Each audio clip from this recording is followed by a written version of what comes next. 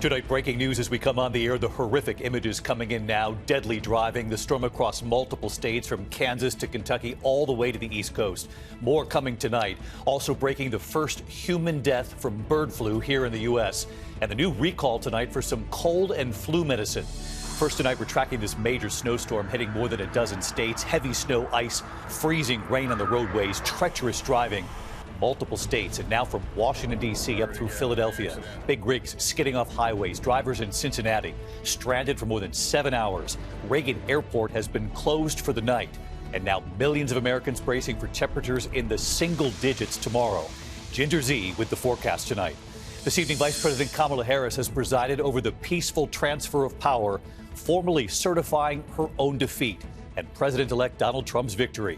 Tonight, what the vice president said as she entered that chamber to certify Trump's win. Just in tonight, ABC News just obtaining new images moments ago, the explosive devices that authorities say the New Orleans terror suspect hid in coolers, what those images now show as President Biden and the First Lady arrive in New Orleans to pay tribute. Also breaking tonight, we have learned of the first human bird flu death right here in the U.S., what we're now learning about the patient. There's new video emerging tonight showing the wing of a passenger plane engulfed in flames as it came in for landing. Here in New York City tonight, the first of its kind congestion pricing plan now in effect.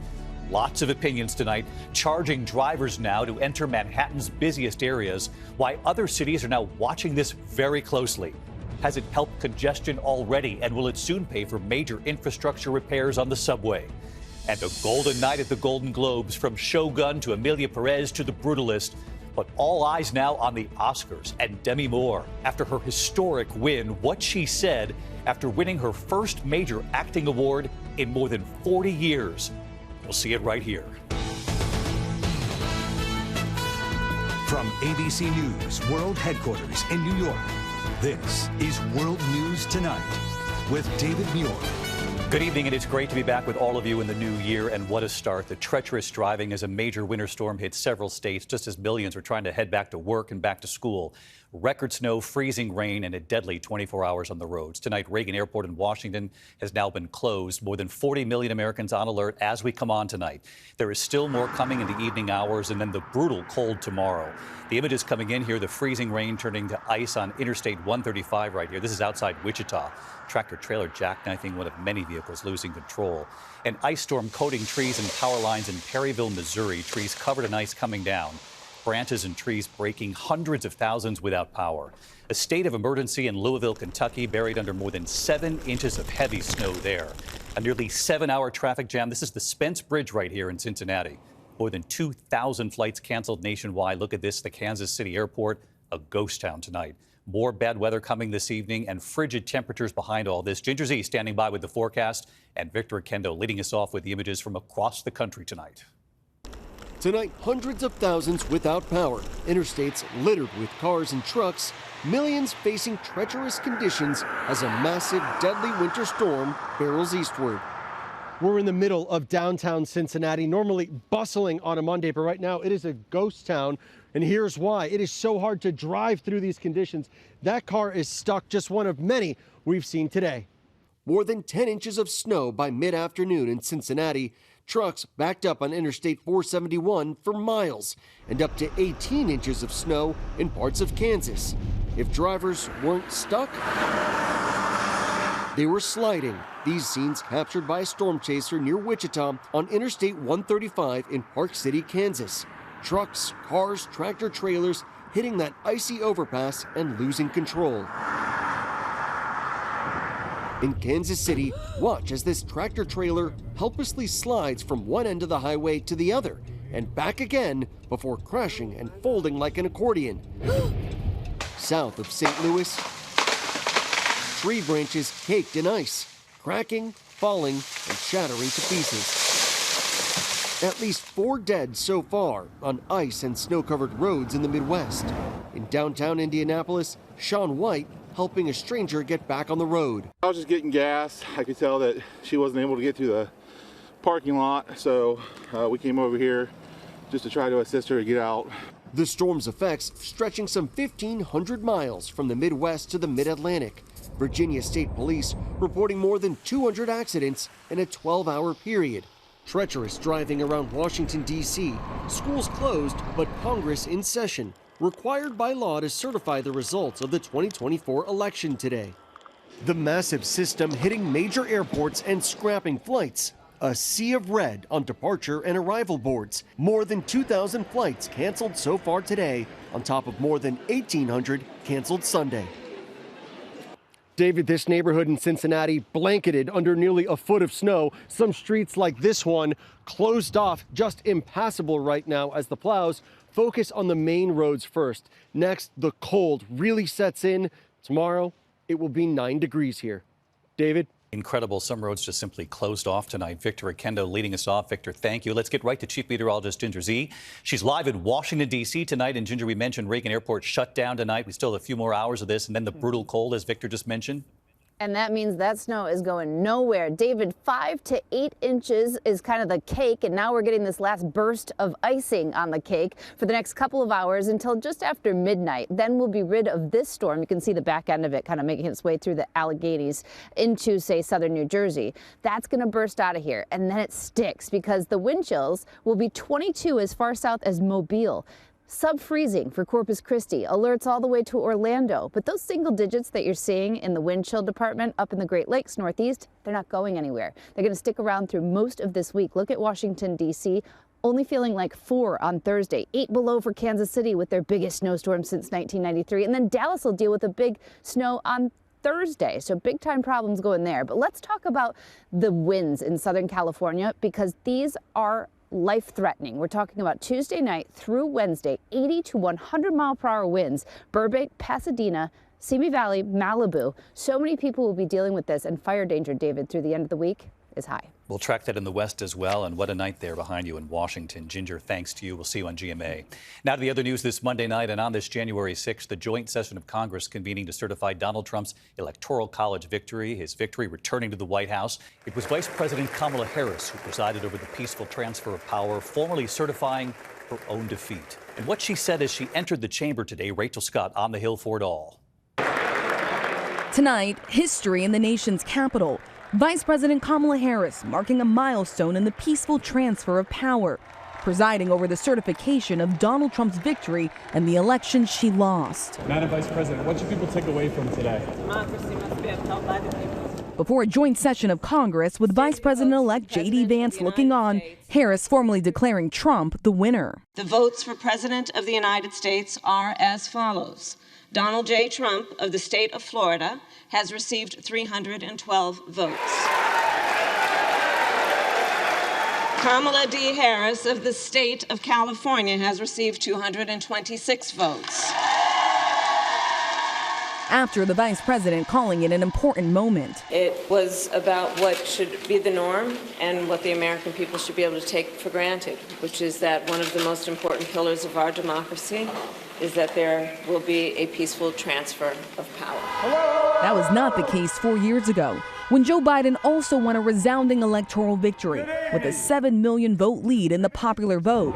But Trump told his supporters to march to the Capitol to disrupt the certification of the election. We're going to walk down, and I'll be there with you, because you'll never take back our country with weakness. Trump supporters storming the building, chanting, "Hang Mike Pence." Today, Pence saying, "I welcome the return of order and civility to these historic proceedings," it being particularly admirable that Vice President Kamala Harris would preside over the certification of a presidential election that she lost. Nearly 1,600 people have been charged for their actions on January 6th, 600 of them for assaulting or resisting law enforcement. 140 officers were injured. But Trump has called the rioters patriots and hostages, vowing to pardon them on day one. Do you believe that the president-elect should pardon? I'm going to leave that to him. It's his power to exercise. But people who beat up police officers, I would put them in a different category than others. President-elect Trump calling today's certification a big moment in history. And President Biden hoping the nation has turned a page. I think what he did was a genuine threat to democracy. I'm hopeful that we're beyond that. The Biden administration intent on showing the world the peaceful transfer of power. Weeks ago, President Biden invited President-elect Donald Trump to the White House for a traditional meeting. And today, Vice President Kamala Harris certifying the election she lost, making it clear this is what democracy stands for. David. Rachel Scott live up on the Hill. Rachel, thank you. Now to New Orleans tonight and that deadly truck attack. And this evening, just moments ago, ABC News now obtaining never-before-seen images of what authorities say were the explosive devices hidden in coolers by the suspect. Surveillance video showing the suspect placing the coolers near Bourbon Street and what those images now show. And it comes just as President Biden and the First Lady arrived to pay tribute, to lay flowers at a memorial to the victims. Meeting with the families, we are now seeing the faces of all 14 victims who died. ABC's Trevor Ault in New Orleans again tonight. Tonight, ABC News has obtained never-before-seen images of the homemade explosive devices authorities say Shamsuddin Jabbar brought to Bourbon Street the night of the New Year's terror attack. Surveillance video shows the suspect planting a pair of coolers there on the street early that morning. Authorities say inside they discovered a steel galvanized pipe with 2 end caps surrounded by 24 rolls of nails along with a radio-controlled receiver. They also say they found jars of flammable liquid inside the truck the suspect used to barrel into those Bourbon Street crowds, killing 14 people and injuring dozens more. There was a transmitter that was recovered inside of Jabbar's vehicle and would have worked, but for New Orleans PD putting him down before he could get access to that transmitter and set off the devices. The FBI reveals Jabbar traveled to New Orleans twice in the past year, possibly surveilling the location, filming the French Quarter with smart glasses equipped with a camera while riding a bike. Agents believe Jabbar wore those glasses during his rampage, but there's no indication they were recording at the time. Authorities are also combing through his trips to Egypt, Canada, and Florida, still working to pin down how he became radicalized. Sources tell ABC News Jabbar recorded several videos before the attack, saying he joined ISIS earlier this year, and that he also wanted to harm his family, telling them, "I don't want you to think I spared you willingly." And David, the mayor says President Biden has approved their request to raise the security designation for Mardi Gras to the highest level, the same level as the Super Bowl. It means they'll receive significant federal security assistance, and Mardi Gras season kicks off today, David. Yes, the same level as the Super Bowl now, indeed. Trevor, thank you. We're also learning tonight of the first human bird flu death here in the U.S. and what we're learning about the patient who has died. Here's ABC's Erielle Reshef. Tonight, health officials reporting the first death from bird flu in the U.S. The patient, who was over 65 with underlying health conditions, had been hospitalized in Louisiana since mid-December after being exposed to the virus through a flock of birds in a backyard. The risk is still very low. Remember, this is from someone who has had direct contact with backyard flocks, so direct connection to wildlife in a way that most people don't have. The CDC analyzed the virus in that Louisiana patient and found concerning new mutations which could help the virus infect people more easily. But so far, there has been no evidence of human-to-human spread. We are not seeing person-to-person transmission. That change would indicate a real problem, and we're not seeing that yet. Health officials urging the public to avoid consuming unpasteurized dairy products. The FDA now testing aged cheese made with raw cow's milk. And David, tonight, public health officials are also warning not to feed your pets raw food after at least one cat in Oregon died from the virus. David? We're going to watch this very closely. Erielle, thank you. We learned late today sentencing will move forward for President-elect Donald Trump, who had called for a delay in his New York sentencing on 34 felony counts related to hush money payments. Sentencing slated for Friday, what the judge indicated late today. Let's get right to Aaron Katersky with late reporting for us. Aaron? David, Trump does not want this sentencing on Friday to go forward. He argued that just days from the inauguration, he should be covered by presidential immunity, and his conviction for falsifying business records here in New York should be dismissed. But just a few moments before we came on the air, David, Judge Juan Merchan refused to budge. He called Trump's arguments repetitive and refused to move Friday's hearing. And the Manhattan DA, Alvin Bragg, said there really was no reason to. He said there's overwhelming evidence of Trump's guilt and no reason to delay sentencing because on January 10th, Trump simply is not president yet, David. Aaron Katersky tonight. Aaron, thank you. North of the border in Canada tonight, Prime Minister Justin Trudeau announcing his resignation after 9 years as Prime Minister. Trudeau facing growing discontent over the economy and immigration and divisions in his own government.